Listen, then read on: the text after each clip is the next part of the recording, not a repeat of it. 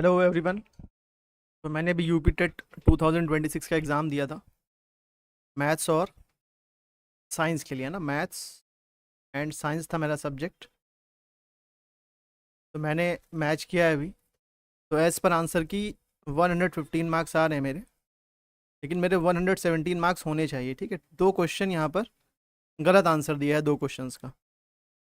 ये तो वो दो क्वेश्चन देखते हैं कि कौन से गलत है। एक मैथ्स में गलत आंसर दे रखा है और एक साइंस में गलत आंसर दे रखा है। तो मैथ्स में अगर हम क्वेश्चन नंबर 112 देखें, इसमें देखो आपका क्वेश्चन जो आपको क्वेश्चन पेपर मिला है उसमें और इसमें आगे पीछे हो सकता है ना। आगे पीछे दे रखे हैं इसमें क्वेश्चंस। किसी का मैच भी कर सकता है, लेकिन ज़्यादातर लोगों का आगे पीछे होगा। तो यहाँ पर 112 जो क्वेश्चन है, मेरा क्वेश्चन पेपर में वो अलग क्वेश्चन नंबर है। तो मैथ्स का क्वेश्चन नंबर 112 मैं ओपन कर लेता हूँ।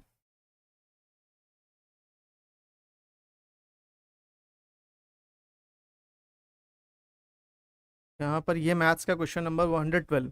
यहाँ पर ये जो क्वेश्चन दे रखा है, 4 fair coins are tossed simultaneously given that at least 2 heads appear, what is the probability that exactly 3 heads occur. इसका आंसर की में 1/2 आंसर दे रखा है और ये 1/2 आंसर इसका गलत है। 1/2 गलत है, इसका आंसर होगा 4/11। ठीक है, ये मैंने सॉल्व किया था, 4/11 लगाया था मैंने। के बाद मैंने जब यहाँ पर देखा 1/2 तो मैंने गूगल भी किया इसको।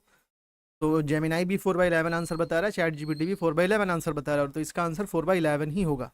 तो इसके लिए मैंने यहाँ पर देखो ऑब्जेक्शन रेज किया है। ठीक है, कैसे ऑब्जेक्शन रेज करना है, तो यहाँ गिव ऑब्जेक्शन जो क्लिक कर रखा है इस पर आप क्लिक करोगे पहले। जैसे मैं किसी दूसरे क्वेश्चन में दिखाता हूँ, यहाँ पर मिनट असल मुझे करना पड़ेगा एडिट। अब आते हैं वापस से क्वेश्चन नंबर 112 पर।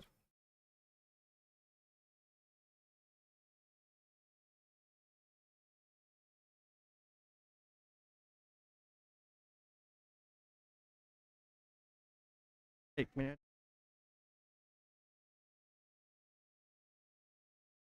जैसे यहाँ पर देखें तो ये गिव ऑब्जेक्शन है, इस पे क्लिक। जैसे यहाँ पर तो अब मैंने सब्जेक्ट ये सबमिट कर दिया है, इसलिए गिव ऑब्जेक्शन पे यहाँ पर नहीं आ रहा, व्यू ऑब्जेक्शन आ रहा है। तो गिव ऑब्जेक्शन पे क्लिक करेंगे आप, आपको जो भी क्वेश्चन लगता है कि गलत है, फिर उसके बाद यहाँ पर आपको 5 ऑप्शन मिलेंगे कि ऑब्जेक्शन क्या है आपका, कि सभी उत्तर विकल्प गलत हैं, ऑल ऑप्शन आर रॉन्ग। अगर आपको लगता है कि सारे ऑप्शन ही गलत हैं तो आप इस पर क्लिक करोगे। फिर आगे क्या बोला, more than one option is correct, यानी एक से अधिक उत्तर या विकल्प सही है। ठीक है, वैसा होगा तो आप उस पर क्लिक करोगे। की आंसर इज रॉन्ग, दिया गया उत्तर गलत है, मतलब यहाँ पर जो उत्तर दिया गया वो गलत है, तो आप ये सेलेक्ट करोगे। ठीक है, तो ऊपर वाले में उत्तर गलत दिया हुआ है, तो की आंसर इज रॉन्ग मैंने सेलेक्ट किया, भी आपको दिखाऊंगा। Context has change due to difference in placing of punctuation marks सीजी कॉमा फुल स्टॉप एटसेट्रा। विराम चिन्ह के गलत स्थान पर लगने के कारण प्रश्न का स्वरूप परिवर्तित हो गया है। मान लो क्वेश्चन ही गलत हो गया है किसी वजह से, तो आप ये सेलेक्ट करोगे। फिर एनी अदर जो भी है, तो यहाँ पर आप क्लिक करोगे। ठीक है, जैसे मान लो आपकी आंसर इज रॉन्ग, उसके बाद आप सेलेक्ट करोगे कौन सा आंसर सही है यहाँ पर, है ना। तो आंसर आप सेलेक्ट कर लोगे, या फिर मान लो पहला ऑप्शन आप सेलेक्ट करते हो कि सारे ही ऑप्शन गलत है, तो आपसे पूछेगा ही नहीं सही कौन सा, क्योंकि आपके हिसाब से सारे आंसर ही गलत हैं। फिर अगर आप more than one option correct बोलते हो तो आपको बताना पड़ेगा कौन कौन सा सही है। ठीक है, वो आप टिक करोगे। इसी तरह से अगर की आंसर इज रॉन्ग दे रखा है तो कोई आंसर एक सही होगा, कौन सा आंसर सही है वो आप टिक करोगे यहाँ पर। ठीक है, तो अगर कंटेक्स्ट है, मतलब क्वेश्चन ही बदल गया है पूरा, तो यहाँ पर आप लिखोगे, फिर उसका ऑब्जेक्शन यहाँ पर डिस्क्रिप्शन लिखोगे पूरा कि क्वेश्चन किस तरह से गलत हो रहा है। ठीक है, फिर एनी अदर ऑप्शन, अगर कोई और चीज़ है तो यहाँ पर आप ऑब्जेक्शन का टाइप लिखोगे, फिर उसका डिस्क्रिप्शन लिखोगे अगर कुछ और दिक्कत है तो। जैसे अभी यहाँ पर ये वाला ऑप्शन है ऊपर वाले में, तो मैं दिखाता हूँ वहाँ पर। फिर यहाँ पर सपोर्टिंग डॉक्यूमेंट भी आपको अपलोड करना है, हाथ से लिख करके आपको नहीं अपलोड करना है, आपको किसी बुक से स्क्रीनशॉट लेकर के यहाँ पर अपलोड करना है, जो भी क्वेश्चन से रिलेटेड फॉर्मूला है या जो भी है।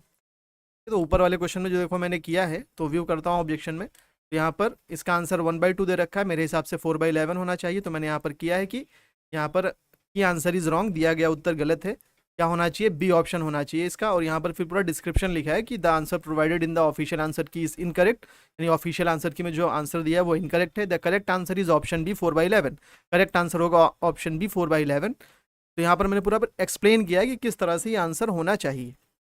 ठीक है, ये आप चैट जीपीटी की हेल्प से लिखवा सकते हो, वहाँ पर आप इसे अपलोड करो, बोलो यूपी टेट 2026 का मेरा ये क्वेश्चन है, इसमें आंसर गलत है। ठीक है, वो सही आंसर आपको बताएगा, फिर आप पूछोगे डिस्क्रिप्शन में मैं क्या लिखूँ। ठीक है, डिस्क्रिप्शन में वो आपको लिख के पूरा दे देगा, वहाँ यहाँ पर आप कॉपी पेस्ट कर सकते हो।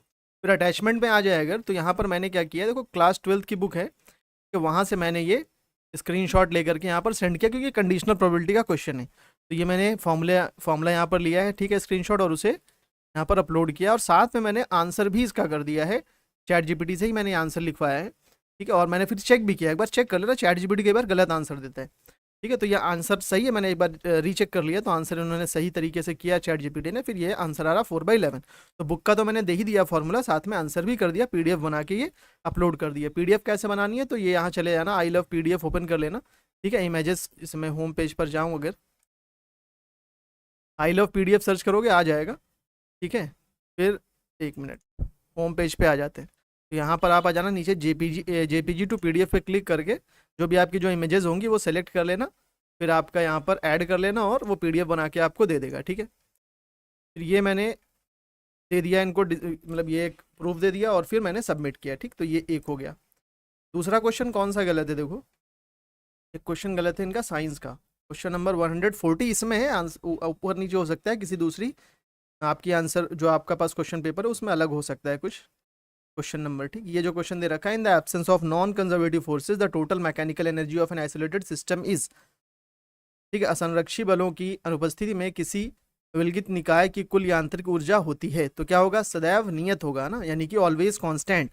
जब भी कोई नॉन कंजर्वेटिव फोर्सेज नहीं होते हैं, सिर्फ कंजर्वेटिव फोर्सेज होते हैं, तो total mechanical energy isolated system का क्या होता है, कांस्टेंट होता है, वो बदलता नहीं है। यहाँ पर क्या बोला, ऑलवेज इंक्रीजिंग, यानी सदैव बढ़ती है, तो ये गलत है। इसमें क्या होगा, ऑलवेज कांस्टेंट, बी ऑप्शन इसका सही होगा। तो इसके लिए भी मैंने क्या किया, देखो यहाँ पर कि आंसर इज रॉन्ग। ठीक है, दिया गया उत्तर गलत है, फिर आंसर कौन सा सही होगा, तो ऑलवेज कांस्टेंट मतलब बी ऑप्शन सही होगा। फिर उसका डिस्क्रिप्शन मैंने यहाँ पर लिखा है। ठीक है, उसके बाद यहाँ पर मैंने एनसीईआरटी क्लास 11 की एनसीईआरटी से ये ओपन नहीं हो रहा है, यहाँ पर मैं आपको अलग से दिखाता हूँ इसको। ये 11 की एनसीईआरटी से मैंने यहाँ पर ये दिखाया है। ये देखो, यहाँ पर total mechanical energy of a system is conserved if the forces doing work on it are conservative. तो मैंने ये एनसीईआरटी से स्क्रीनशॉट लेकर के पूरा पेज ही अपलोड कर दिया है यहाँ पर, और इसे हाईलाइट कर दिया है रेड से, है ना, जो मेन काम की चीज़ है। ठीक, के बाद मुझे 2 ही क्वेश्चन सही लग रहे हैं, मतलब गलत लग रहे हैं इसमें, बाकी तो मुझे लगता है कि सब सही है। तो मेरा 117 मार्क्स बन रहा है, अगर ये 2 क्वेश्चन मेरे सही हो जाएंगे तो। इन 2 क्वेश्चन को हटा दें तो 115 मार्क्स बन रहे मेरे। नॉर्मलाइजेशन भी होगा तो मुझे लगता है कि मैं इतना कम तो नहीं होगा ना, पढ़ सकता है। वैसे फर्स्ट शिफ्ट था मेरा, ठीक है, 2 जुलाई पहला ही दिन, पहला ही शिफ्ट, तो ज़्यादातर चांसेस है कि नंबर बढ़ ही सकते हैं, घटेंगे तो नहीं फर्स्ट शिफ्ट में। ठीक है, तो मुझे अभी और कोई ऑब्जेक्शन लग नहीं रहा है, लेकिन मैं अभी वेट करूँगा क्योंकि टाइम है अभी। ठीक है, टाइम है अभी, शायद 14 जुलाई तक दे सकते हैं, मैंने देखा नहीं एग्जैक्टली क्या डेट है, देखना पड़ेगा, एक मिनट, चलो देख ही लेते हैं।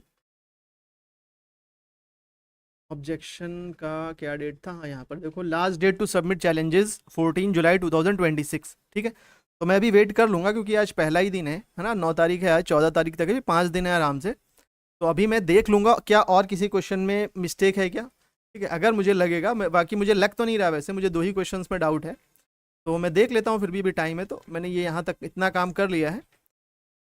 ठीक है, तो इस तरह से आप ऑब्जेक्शन आप सबमिट कर सकते हो। ठीक है।